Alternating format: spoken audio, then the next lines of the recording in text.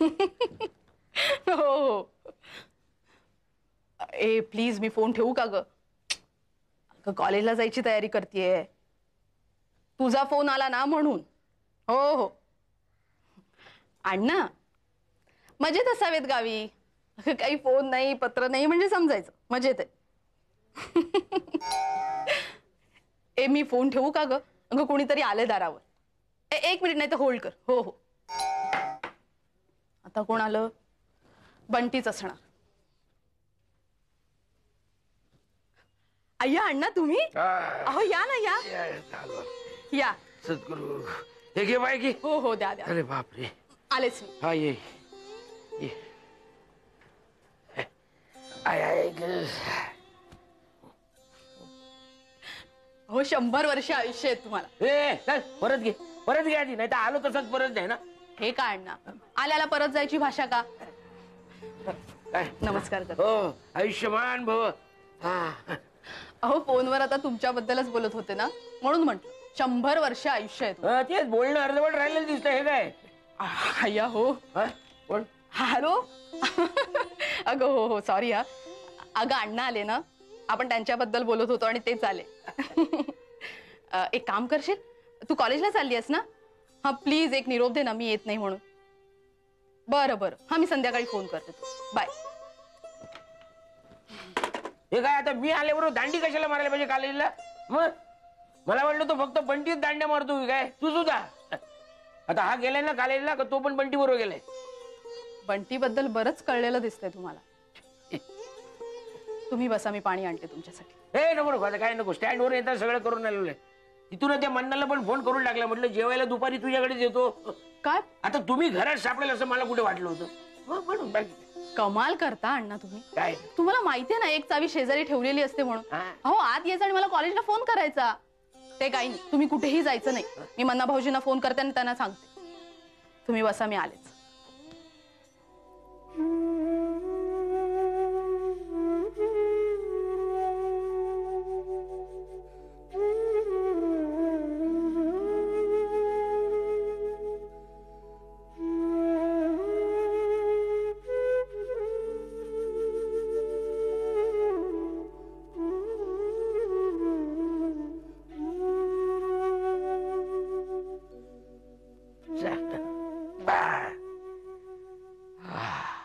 काय काळ्यांनी कबुली जबाब दिला? पण कधी? काल तर हे आपल्या बरोबरच होते. पहाटे 4 वाजता आम्ही त्याच्या घरी गेलो. म्हटलं तोवर गर्दी पांगलेली असेल. दरवाजा ठोठावला उघडे ना. शेवटी काय तोडला दरवाजा आणि उचलला त्याला. आणि एक लेडी कॉन्स्टेबल ठेवली बाईंच्या दिमतीला तिथे. म्हणजे काळेसाहेब आता तुमच्या कस्टडीत आहेत का? हो हो का? मग आम्ही भेटू शकतो का त्यांना? नाही आत्ता नाही. काळेसाहेब आता आराम करतायत. आराम करतात? हो अहो हॉस्पिटल आणि पोलीस स्टेशन दोन्हीची जातकुळी एकच. हॉस्पिटलमध्ये पेशंट्स येतात आणि पोलीस स्टेशन मध्ये आरोपी. शेवटी ट्रीटमेंट ही दोघांनाही द्यावीच लागते. क्या बात आहे. मग काय ट्रीटमेंट दिलीत काळे साहेबांना? त्यांना ना अगदी व्यवस्थित हॉस्पिटलमध्ये देतात तशीच ट्रीटमेंट दिली. हा पहिल्यांदा प्रश्नांच्या गोळ्यांची सरबत्ती दिली. ऐकलं नाही. शेवटी शिव्यांची इंजेक्शन दिली तरी साहेब काय बदेना. मग शेवटी काय नाईलाज झाला आमचं. ऑपरेशनच करून टाकलं. मग ऑपरेशन सक्सेसफुल झालं की नाही? एकदम. अहो आमचे हत्यारच तसे असतात. काय करणार. झाले कबूल शेवटी. काय म्हणाले काळे? काय म्हणाले?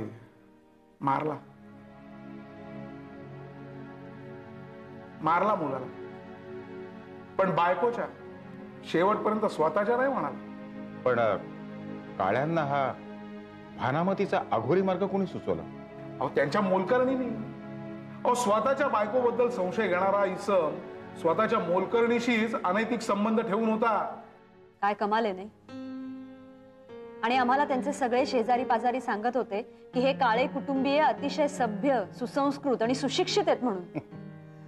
काय माहितीये का आकांक्षाताई, तुम्हाला ती डॉक्टर जॅकिल आणि मिस्टर हाईडची स्टोरी माहितीये का? तुम्ही तो सिनेमा पाहिलाय? काय झालंय त्या सिनेमातली जी फॅन्टसी होती ना ती आजकाल समाजामधली रियालिटी होत चालली आणि आम्हाला निर्मूलन करायचं आहे ते त्या मानसिकतेच. डॉक्टर धावरे, तुम्हाला बघितल्यावर कधी कधी कमंडलून समुद्र हटवणाऱ्या अगस्ती ऋषीचीच आठवण होते. कमाल आहे तुमच्या चिकाटीची. चला आपण काळेना गुड मॉर्निंग करून येऊया. चला चला. भीमरूपी महारुद्रा वज्र हनुमान मारुती वनारी अंजनी सुता रामदूता प्रभंजना महाबळी प्राणदाता सगळा उठवी बळे सौख्यकारी दुःख.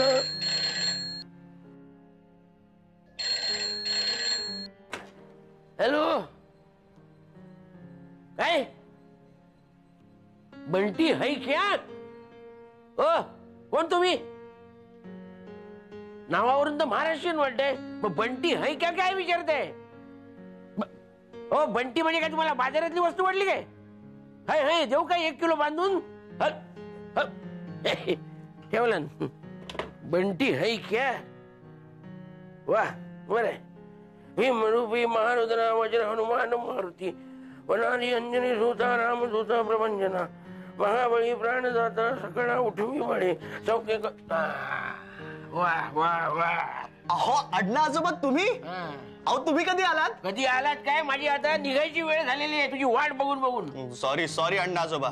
मला याची कल्पना असती ना तर मी आधीच कशाला स्टेशनवरच तुम्हाला घ्यायला आलो असतो ना. घरी कोण दिसत नाहीये. तुमच्या चहाचं काय, जेवणाचं काय? एक काम करतो, मीच तुमच्यासाठी मस्तपैकी चहा बनवतो. अद्रक मार के प्युअर दूध वाली कडक मिठी. ते चहाचं सोडून दे, आधी मला एक सांग. बंटी शेठ. बंटी शेठ? हा जय अंकलचं पत्र आलेलं दिसतंय. तुला कसं कळलं? बंटी शेठ करके बोलने वाला एक हिच जय अंकल. बंटी शेठ करके बोलने वाला एकीच. वा आता मला कळलं. बंटी है की असं विचारणारे उर्मट फोन तुला काय येतात ते. काय रे एक कथ्या, एका चांगल्या सुसंस्कृत घरात राहतोस ना तू. काय तुझी भाषा, काय तुझं वागणं? काय रे ते घ्यायला अरे तुरे काय करतोस? लहानपणी काय तुझ्यावर गोट्या खेळला होता काय तो? मग आपल्यापेक्षा मोठ्या असलेल्या माणसाला अहो जाऊ करावं. आता मी तुम्हाला अहो जाऊ करतो ना आजोबा. क्या ना अण्णा जी, जो अपने को इज्जत देता है ना आपण उसको इज्जत देता है. होय काय? मग मला सांग आता, मी तुझ्या आता इथं एक कानाखाली आवाज काढला तर तू माझी इज्जत करणार नाहीस का? वो तो आपका हक है अण्णा आजोबा. मग मला सांग बाबा, त्या जयाला सुनंदाला का त्रास देतोस तू? कोण? मी? मी काय केलं? काय केलं काय? घरात राहत नाहीस, कॉलेजात जात नाहीस, नापास होतोस. नापास? मग? आणि मी आजोबा गणितात वर्गात पहिला आपण. 98 मार्क्स आहेत आपल्याला. वा वा, शाबास शाबास, चांगलंय चांगलंय चांगलंय. पण मला सांग, तू आता घरात का राहत नाहीस? मग काय करणार राहून? नाही नाही, अहो वर्षाचा अभ्यास कोण घेतो? मीच घेतो. ताईला स्वयंपाकात सुद्धा मदत मी करतो. आणि मटका जुगार खेळतोस म्हणे. नाही गणित चांगलं आहे ना तुझं? काय काय आजोबा, जी गरीब मुलं असतात ना, ज्यांना क्लासेसना फी भरणं परवडत नाही, त्यांना आपण गणित शिकवतो फुकटात. वया पुस्तक फी भरायला आपण बिनव्याजी कर्ज देतो त्यांना, परत फेडीचं बंधन न टाकता. कुठली बँक हे असं करतं सांगा? वा वा बोल, खूप चांगलं करतोयस हो तू, खूप चांगलं करतोयस. हे सगळं आपल्या आशीर्वादाने अण्णा आजोबा. माझा आशीर्वाद तुला आता हवा असेल तर आपल्यासाठी एक काम करशील काय? हुकूम आजोबा. तो एक कडक मिठी अदरक डाल के चाय बनाव. आलंच.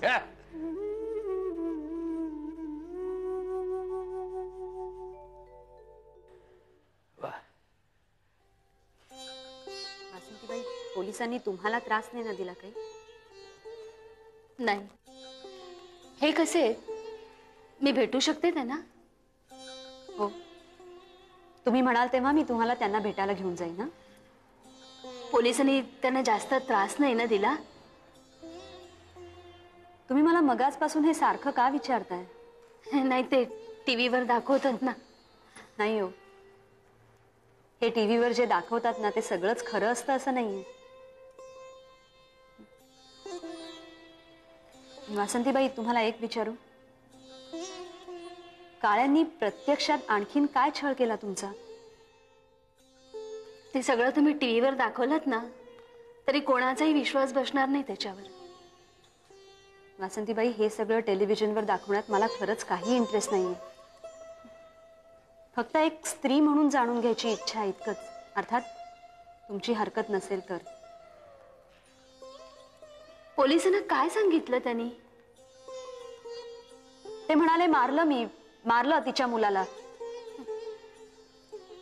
तिच्या मुलाला म्हणजे माझ्यावरच्या संशयापायी ते लहान मुलाचा बळी घेतला त्यांनी. हे फक्त तुम्हीच सांगू शकता. आता सांगून का उपयोग? आमचा गेलेला मुलगा परत येणार आहे. पण मन तर हलकं होईल ना.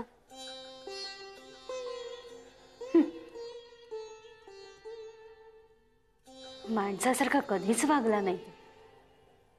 स्वतःवरती विश्वासच नव्हता त्यांचा. भूत, प्रेत, कुंडली, बस. पण का? कशासाठी? काय हवं होतं त्यांना एवढं? हरामाचा पैसा हवा होता ना. हरामाचा म्हणजे? हो, मी माझ्या आई वडिलांची एकुलती एक मुलगी. हुंड्यासाठी लग्न केलं त्यांनी माझ्याशी. अंगावरचे सगळे दागिने ओरबाडून घेतले. माझ्या नावाचा फ्लॅट स्वतःच्या नावावरती केला आणि सगळे पैसे उधळले. उधळले म्हणजे? पैसे उधळण्यासारखी सगळी व्यसनं होती त्यांना. बाई, बाटली, सगळी. आणि चारित्र्याचा संशय मात्र तुमच्या. काय कमाल आहे. ह्यांची असली थेर बघून सासऱ्याने सगळी प्रॉपर्टी प्रसादच्या नावावर केली. पण प्रसादला मोठं होऊच दिलं नाही त्यांनी. चलो टेक टेक. ओके, या rolling. Stand by and action. नाशिकच्या काळे कुटुंबियांच्या संबंधात झालेल्या भानामती प्रकरणाबाबत बायकोच्या चारित्र्याच्या संशयावरून आपणच आपल्या मुलाचा खून केल्याचा कबुली जबाब विलास काळे यांनी पोलिसांना दिल्याचं वृत्त आत्ताच आमच्या हाती आलंय. आता यापुढे आपल्याशी बोलणार आहेत अंधश्रद्धा निर्मूलन समितीचे अध्यक्ष डॉक्टर नरेंद्र धावरे. खरं तर अशा प्रसंगी काय प्रतिक्रिया व्यक्त करावी तेच मला कळत नाही. माझ्या मनात अक्षरशः संमिश्र भावना असतात. एकीकडे भानुमतीसारख्या अंधश्रद्धेमुळे होणारे गैरप्रकार उघडकीला आले, ते थांबले याच्याबद्दल समाधान असतं. तर दुसरीकडे प्रसाद काळेसारख्या एका निष्पाप जीवाचा हकनाक बळी गेला याचं दुःखही असतं. खरं तर समाजानं, प्रसादच्या आजूबाजूला राहणाऱ्या शेजाऱ्यांनी जर का वेळीच निर्भय राहून जागरूकता दाखवली असती तर कदाचित प्रसादचे प्राण वाचू शकले असते. शेवटी मला हे सांगायचंय की आम्ही तुमच्या श्रद्धेच्या विरोधी नाही, आम्ही तुमच्या अंधश्रद्धेच्या विरोधात आहोत. श्रद्धेला मोल नसते, अंधश्रद्धा मात्र आपली किंमत पुरेपूर वसूल करते, अगदी एखाद्याचे प्राणही घेते. Okay, cut it. काय म्हणालीस? सॉरी. अरे मी खरंच विसरले, तू या प्रोजेक्टचा डिरेक्टर असते. सॉरी. Anyway, congratulations. ओके. कशाबद्दल? तू वृत्तपत्रकार होती ना आतापर्यंत, आता तू टीव्ही न्यूज रिपोर्टर झाली. नाही, हे सगळं डॉक्टर धावऱ्यांच्या कृपेमुळेच. अरे माझ्या कृपेमुळे काय, उलट तुमच्यामुळे मी हिरो झालो. आता कॅमेरा समोर उभा राहिलो म्हणजे हिरोच नाही का? एक डोळावाले, अहो आमचा पण फोटो बिटो काढा की. हो ना. हा? अहो बायका पोरं विचारतात मी सुद्धा टीव्हीवर दिसणार का म्हणून. अरे तुमच्याशिवाय तर ही स्टोरी कम्प्लीट होऊच शकत नाही. पण तुम्ही ते विलनला घेऊन येणार होता ना, मी फ्रेम ऍडजस्ट करून बसलोय. हा, काळेसाहेब पूजा करतायत आतमध्ये. पूजा? हो, करून करून भागला आणि देव पूजेला लागला म्हणतात ना तसं. अहो, पण तुम्ही त्याला आज कोर्टात हजर करणार होतात ना? हा, फॉर्मॅलिटी म्हणून. म्हणजे पण साहेबांनी आधीच जामीन मिळवायची व्यवस्था करून ठेवली आहे. जामीन? त्याला कोण देते जामीन? आहेत आमचेच एक राजकीय पुढारी.